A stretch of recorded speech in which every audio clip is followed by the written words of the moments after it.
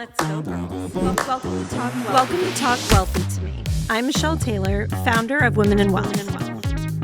From breaking money myths to building wealth and achieving financial freedom, we're here to empower you to create your own path.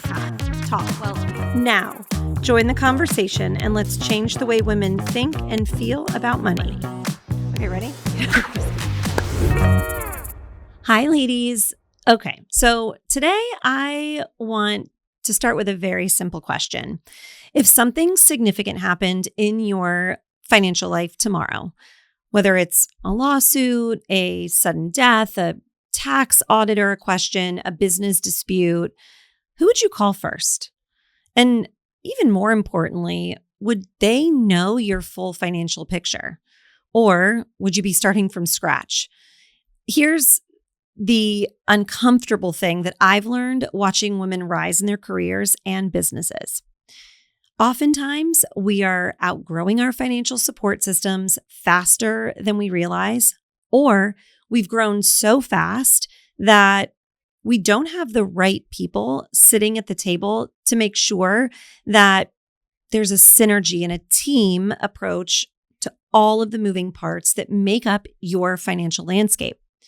That accountant who helped you when you were making $50,000 a year, this is all so normal and so common because as wealth grows, complexity grows with it. So today, I want to talk about something foundational, but so important. And that is making sure that you are not just a participant in your financial life, that you're acting like the CEO in it. So CEOs, we build teams. And in order for us to really understand what that means, let's unpack it. First and foremost, we need to understand the difference between advice and coordination. Now, for anybody who's been listening for a while, this is something I'm so passionate about. If you have great members of your financial team, but they aren't talking, they may have their own initiative or their own goal they're focused on that may be impacting another part of your plan that they don't know about. And that may be a big problem down the road. So I'm sure that most of you listening have people, right? That's where the term "I've got a girl" came from. We've all got those people. Maybe you have a CPA, a wealth manager, a P&C insurance agent, maybe an attorney. But the real question is, are those people talking to each other or are they operating in silos? Because here's what happens when there's no coordination. Your advisor or wealth manager is investing aggressively without understanding your tax exposure. Your CPA is filing a return without understanding your long-term investment strategy. I see this all the time where for business owners, their CPA or accountant is saying, well, let's put this money into a retirement account because it's going to help on the tax side. But if that client is trying to acquire or build their business, having access to that money is really important. And if your CPA doesn't know that you're trying to buy a new territory or start a new location, they have no idea that the advice that they're giving you, albeit may help on the tax front, could be really detrimental to the business. In another example, your estate plan, maybe it isn't reflecting your assets as they are actually titled. You guys, just because you have a trust or an estate plan in place, unless you actually do what it tells you to do, you've just spent a lot of money to pay for a shell that has no assets inside of it. Your insurance coverage doesn't match your net worth. I talk to people all the time that don't consider 16-year-olds, 17, 18, 20, driving and being under their insurance. That could be a massive problem depending on what your big picture looks like. So it's really important that we are constantly checking in on these things, not only ourselves, but making sure the people that are at our board of directors level are talking to each other so that there is a cohesive plan and approach instead of it just being everybody on an island. that becomes fragmentation. And when fragmentation happens, that's where gaps are created. So if you're thinking about yourself as the CEO of your financial life, your job is not to know everything. It might sound counterproductive, but the reality is we can't do all things all the time. What it does mean, though, is if you're the CEO of your financial life, your job is to ensure that the right people are connected to guarantee that they are set up for success, or more importantly, that you're set up for success. Now, let's talk about fiduciary and what that means. It's something that I'm sure a lot of people have either heard, maybe they're not familiar with it, maybe they are, but ultimately, this is really important because any advisors in your life, that needs to be part of the conversation. So the word fiduciary gets thrown around a lot, but I want to make sure that we are defining it clearly. Basically, a fiduciary just means that they are legally obligated to act in your best interest, not morally, not ideally, legally. And that matters because sometimes people can act in their own best interest first, and you just want to make sure that that isn't happening. Now, everybody has to make money. Obviously, this is a world that I'm part of, and I believe, as I'm sure all of you listening do, that people need to be compensated for the work that they're doing. You just want to make sure that they're giving you the best guidance based on your situation and not a cookie cutter situation or with a little bit too much of their own interest in the equation. Some advisors, they operate under what's called a suitability standard. And really what that means is that the investment not only has to be suitable for you, it also means that it should be coming at a cost that is justifiable. So it needs to be suitable in more ways than one. And this is not about, villainizing any of these professionals, right? Like I said, we all want to make sure that the professionals that are helping us are compensated for their hard work. It's just about understanding incentives and what that means. If someone is paid based on a product that they sell, well, you should know that. If someone is paid a percentage of assets under management, you need to understand that as well. And really, that is the standard within an industry when it comes to wealth management. There are typically fees that are never actually paid by you by writing a check or sending in an ACH. They are taken off of the value of the investment account. That's okay, but you need to know that. If someone in your board of directors is fee only, that's different. So when you sit across from an advisor, you should feel comfortable asking, how are you compensated? Are you legally a fiduciary? How are you selecting investments? How often are you reviewing my allocation? This, you guys, is not being difficult. It's not being, extra. It's being informed. And these are the kind of conversations that women need to be comfortable having and know that they should be having them. This is not going above and beyond. So if you ever have a question about what those things that need to be discussed are, let me know. I'm happy to send you some resources. But asking questions of the people that you're entrusting is not only normal, it's expected. Now, as far as taxes go, the CPA versus the tax strategist, or even just an accountant, there's a difference. So let's talk through this a little bit. If you have a CPA, they are compliance focused. What does that mean? It means they are gathering your documents, they are filing accurately, they are ensuring that you are operating within the rules of the tax code. And all of this is really important, but it's not strategy. Strategy is something totally different. Strategy means sitting down before the year ends and hopefully multiple times during the year and asking, what will my income be like this year? Should we shift distributions? How am I filing? Maybe it makes sense to switch from an LLC or a sole proprietor to just an S Corp or a C Corp? Should we adjust the payroll I'm taking? Should we accelerate or defer anything? What am I leaving on the table? And I can tell you that these conversations don't happen often, and most of us are leaving a lot on the table. So it's something that you need to advocate for yourself in regards to, and make sure it's not an afterthought. Now, if you're earning high six figures or you're running a business and no one is modeling scenarios with you, that is a massive gap, ladies.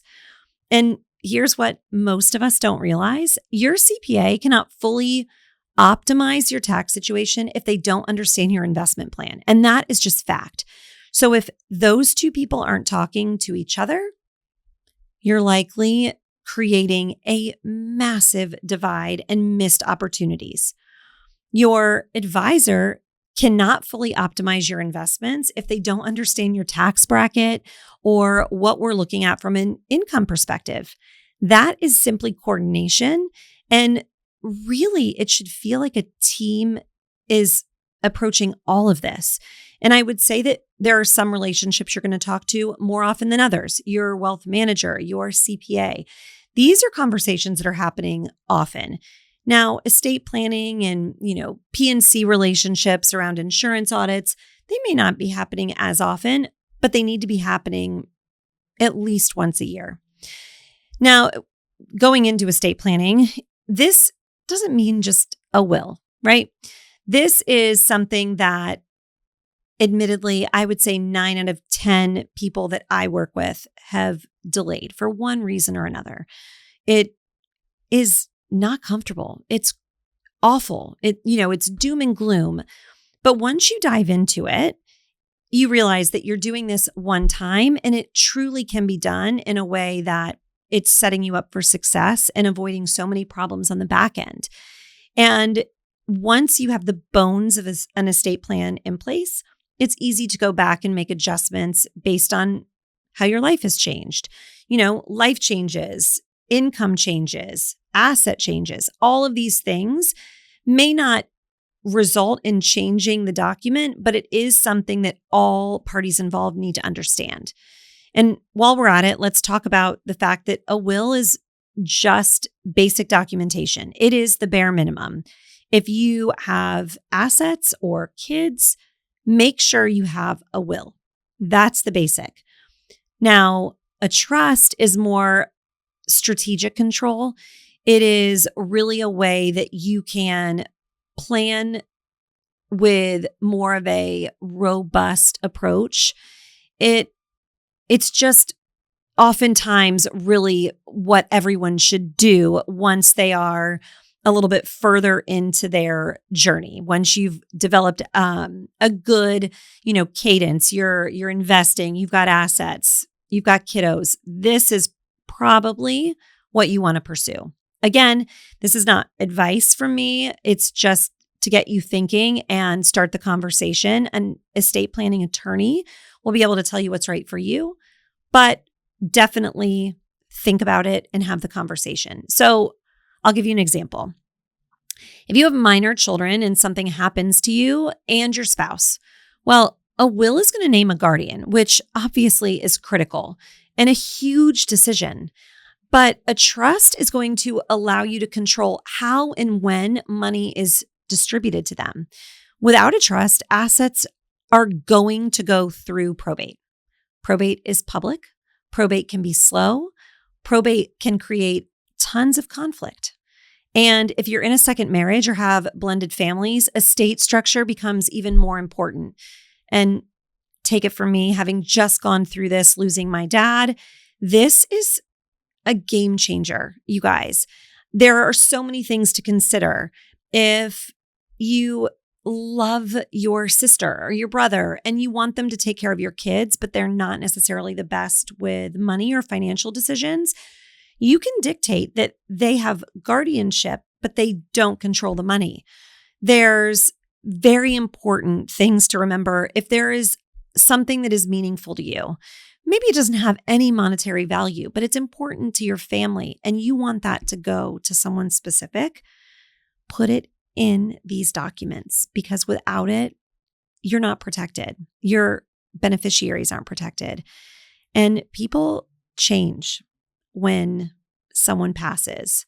They deal with grief differently and it can destroy relationships. So if there's anything you can do to avoid that, this is it.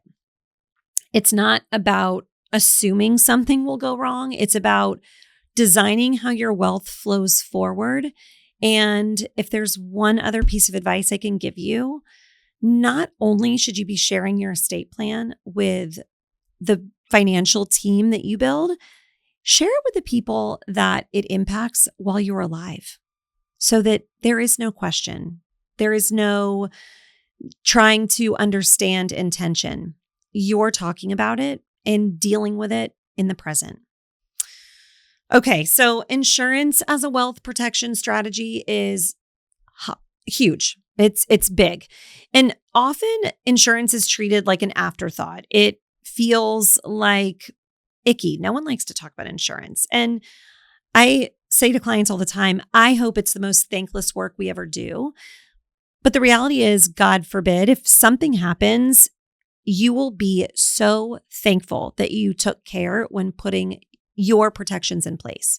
Because as your wealth grows, your exposure grows. And let's say, just for this example, that your net worth crosses over $1 million. You have something big to protect. And there are simple things to do, like umbrella insurance that would protect against lawsuits beyond your base policies. Let's say you have a kiddo that's driving and, is texting, or lets their friend drive the car that's in your name and something really bad happens. Those limits of $350,000 or $500,000 on your policy may not cover you. And now we're in big trouble, right? So that umbrella policy is going to act almost as a catch-all. So if you exceed what your insurance is going to give you, the umbrella will come in and kind of fill that void. And that is a game changer, especially because umbrella policies are usually very inexpensive. It's going to protect against lawsuits beyond your base policies. That's the biggest thing to take away here. The other thing to consider when you're going through all of this is how these policies are structured is important. The language is important. I will use the example of a boat. If you own a boat and you keep it at a marina, there are specific terms and languages that would protect you in different ways if there was an accident. So let's say there's a fire and your boat is a total loss and the insurance covers it. But what if the fire spreads to other people's boats that are next to yours at a marina? Well, there are ways to have policies worded that the coverage would be per each asset instead of per event. That's a big, big deal and something that I don't expect you guys to understand or think about, which is why building out this financial board of directors is so important. Shifting now a little bit to disability insurance. This really is protecting your income if you can't work. And this one is a little bit tricky. And I'm speaking to the women that are listening. Boys, this is a little bit different for you, but women are a lot more expensive in this space because we live longer and technically have more parts that things can go wrong with. So you have to really take care here and make sure that you understand how it's written. You understand what the definitions of disability are. Some of these, thinking through the example of like a doctor, would say if a doctor is a surgeon and they make $1 million a year, but the majority of that is coming from surgery, and then maybe 20% is coming from, seeing patients and consulting. Well, if that surgeon develops some, let's say Parkinson's, he can't have successful surgeries anymore, but he can still see patients. This is important. Little things like that. You really want to make sure that you're going through this and understanding it. Now, if you are employed, you may have the option to do this through your employer, or they may be paying for it for you. The really critical one here is long-term disability. short-term disability just covers you for a very short amount of time. And my hope for everyone listening is if something happened that you weren't prepared for, you would have enough of a emergency fund or buffer to get you through that 6-week period. The long term is a little bit more scary, and typically that lasts until you're about 67 years old. If you need to supplement it outside of your employer or you're self-employed or a business owner, this is where you have to have the conversation of how does the cost justify the benefit? And again, this is going to be best understood working with somebody in this world. Life insurance, same thing. The basic understanding of life insurance is obviously that it's replacing your income for the people that you're leaving behind. Because I will tell you, God forbid something happens, that other spouse is not going to work the next day. So if you are the primary breadwinner, you need to make sure that not only if something happens, your family isn't dealing with that, but then also trying to figure out how in the heck they continue on, making sure there's enough for the mortgage and bills. But as your income rises, obviously your life insurance needs to be addressed. If you put a policy in place and it was $300,000, but now you're just, so successful and you're making a lot more, you need to make sure that the likelihood that your lifestyle has changed is addressed and increase what that death benefit would be. Protection ultimately needs to scale with the wealth that we are all building. And if we go back to this idea of the wealth team, right? Let's really reframe this. This is not about outsourcing your responsibility, because at the end of the day, it's important that you understand enough of what's going on about all of these things so that you could explain it to somebody else, or making sure that you're not being taken advantage of. But what this is understanding that you don't need to be an expert in all of these areas and devote time to trying to be one. I want you to understand enough and then have the right people at your table that are the experts to execute these things so that your time is better spent in the things that matter, with your family, doing the things that you love, or making more money. Because building wealth, no one's going to do it and benefit you as well as you are. So why would you take time out of a business to do things that someone else can do and allow you to be more profitable for yourself? So remember that this is just about building infrastructure. This is about surrounding yourself with people that are smarter than you are and experts, and not feeling like you've got to become the expert, especially when it comes to things that change all the time, like tax law.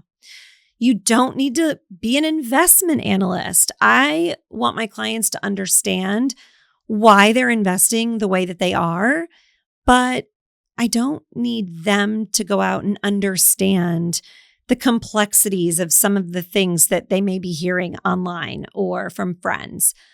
Ask the questions, understand enough, understand if it's suitable for you to pursue, and then have somebody in your corner that can help you implement. You need to understand the roles that these people play. There are a lot of CPAs that will give financial advice. Understand that although they may know a lot, they are not the expert. And the same goes for your wealth manager. They may know a lot around tax, but they may not, or they likely are not CPAs. So we often will joke and this goes, across many industries, that I know enough to be dangerous, but I am not blank. And I think it's important to understand what that means. And if somebody has an idea in a field that they are not an expert in, the goal of having this team is that they can bring an idea to the person that is the expert on the team. And those two people collaborate, or 3 or 4 people, and then bring back the strategy to move forward to you and your family. Understand the roles, ask intelligent questions, ensure that they are coordinating. Make sure that you are reviewing your structure periodically. Who helps you go from the foundation to that first big milestone, well, they may not be the right person to take you from where you're at today to where you'd like to go. And that is okay. People outgrow each other all the time. If you have a good relationship and these people are bound by fiduciary, they will likely tell you if that's the case. And that is the sign of a true partnership and great relationship. You are not meant to navigate complex wealth alone. You aren't expected to understand it. There is nothing wrong with learning all the time, because I promise you, the experts that you're surrounding yourself with are also learning all the time. But what you are responsible for is leading that team, listening to your intuition, finding people that you truly enjoy working with. That is the way that women need to build wealth with people they believe in, trust, like, and respect.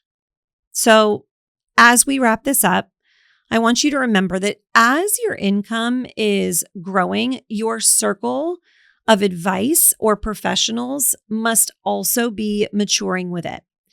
Because you're not just building wealth, you're really should be building a system that is built around that wealth. And that is where you really should just understand and embrace the fact that systems are truly what protect scale. And if we want to get to the big goal, you need to get there together with your team, because they are going to have your best interest at heart and save you, hopefully, time and resources. Do it once, do it right. Look out for yourself and make sure that you've got the right people at your table. And if you ever have a question on what that looks like, please feel free, send me a message, reach out, because I've got a girl for almost any of those people that you need seated at your table. With that, thank you so much for, again, spending time with me here. And until next time, let's continue to change the way women think and feel about money together.